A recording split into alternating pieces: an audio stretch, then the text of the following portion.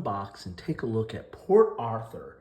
This is a game published by Nuts Publishing and designed by Yasushi Nakaguro, which is also the designer of 300, which is another game that is published by Nuts Publishing and something that I've covered earlier, and which I'll put a link in the description.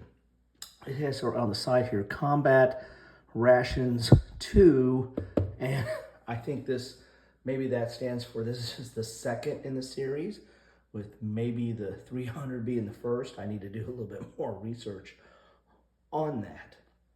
However, I picked this game up for a couple of reasons, actually 3 reasons. The first being the combination of designer and publisher. I really enjoyed 300, actually played that with my youngest daughter, and I think Nuts Publishing does a good job of production and quality.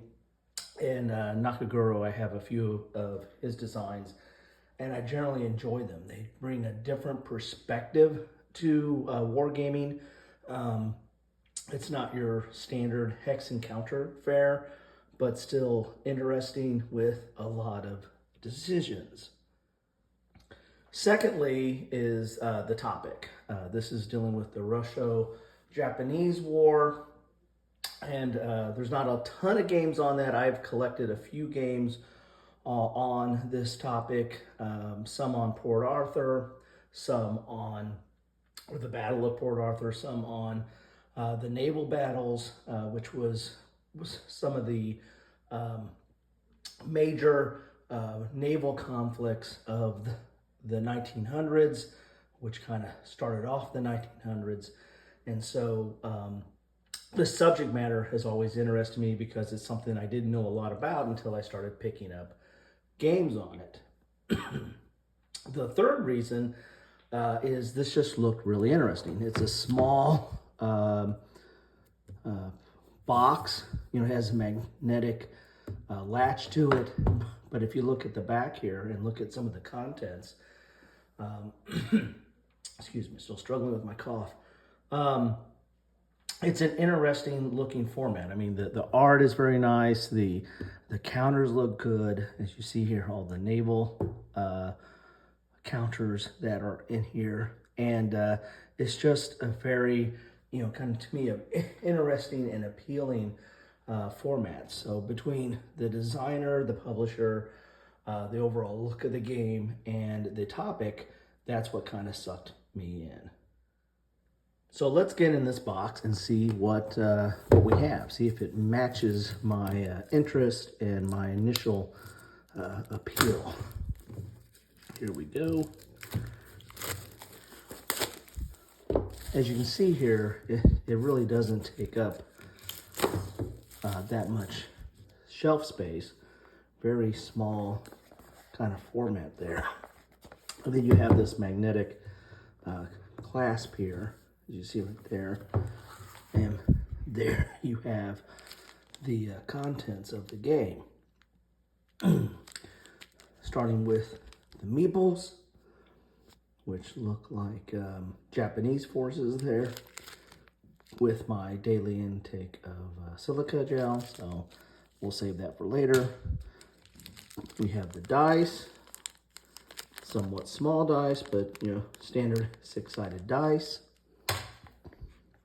We have the rules, which let's see what they charted in at 15 pages, 16 if you count the back, which just gives you some background on the Russo-Japanese War of 1904 to 1905.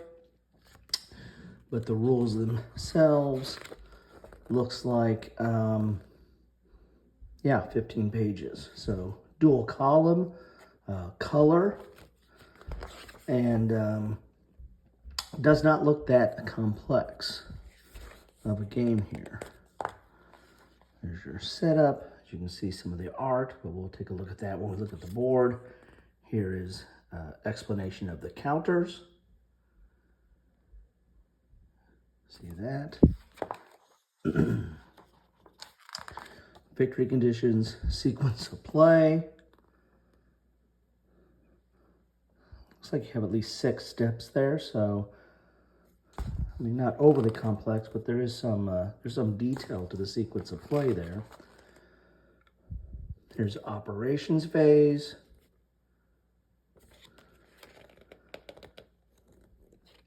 Here's an example of naval battle, the scoring phase, and return to port phase. Then you have initiative, and then the optional rules. So really the rules only come out at 14 pages. The rest of page 14 and 15 are optional rules, which looks like deals with mines. Here is a player aid. It's a little bit thicker paper, but not the kind, yeah, maybe it's kind of, feels a little bit thinner than normal, but still a little bit, it's still thicker than regular paper. Here's your player aid, front and back, talking about the different phases. Here are the counters, and these are good thickness here. And it looks like you've got a separate board here or track. But you can look at the counters here. Looks very interesting. That art is not necessarily cartoonish, but just, you know, definitely a different kind of graphic than what we're used to seeing in silhouettes of ships. And I gotta say, I generally like it. There we go. And just so you know, I sound worse than I feel, so I think that's what's important, right? It's better to look good than to feel good, right? Something like that. All right. So we got some bigger tokens here, and there's some more ships. They're double-sided. Interesting. Then we have the board. But before we get to the board, I just want to show you the inside of the box. As you can see here, it looks kind of like a Japanese kit or something. You got a medal and chopsticks and a photo and some papers and the like. So kind of an interesting box there. Let's get to the map, which is good. It's a mounted map or a good thickness there. And actually, it doesn't take much to get it all on screen. So looking at this here, we have several holding boxes. We have Vladivostok, Port Arthur, and Diego Suarez. As far as holding boxes, looks like we have a track here that looks somewhat of a tug-of-war type track. So maybe that's initiative or maybe victory points. I'd have to look up the rules. And then you can see it's kind of an area control, which is not uncommon for, you know, naval games or sea-based games to have large areas. I'm not sure what the numbers means. I have to check that out. But then we also have a little bit of a land track here as we get into you know, Korea and Manchuria here. And then, of course, here is Japan.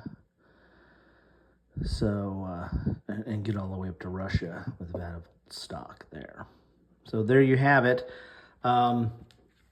Looks like the map is just single-sided. The rest is black. So that's what you get in a box of Port Arthur. I didn't know much about this game. I just saw it at the my friendly local gaming store. As I said, I have some familiarity with the publisher and the designer. And then as I said, the topic and then the overall look of the game kind of hooked me in. And so that's why I decided to take a runner on this one and see what it was about.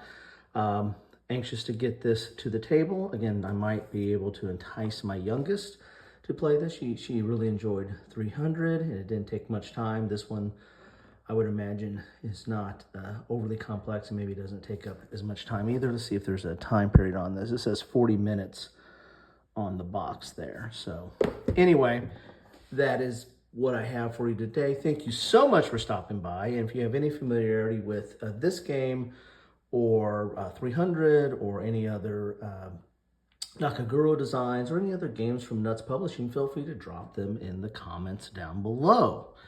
Thank you so much, and take care.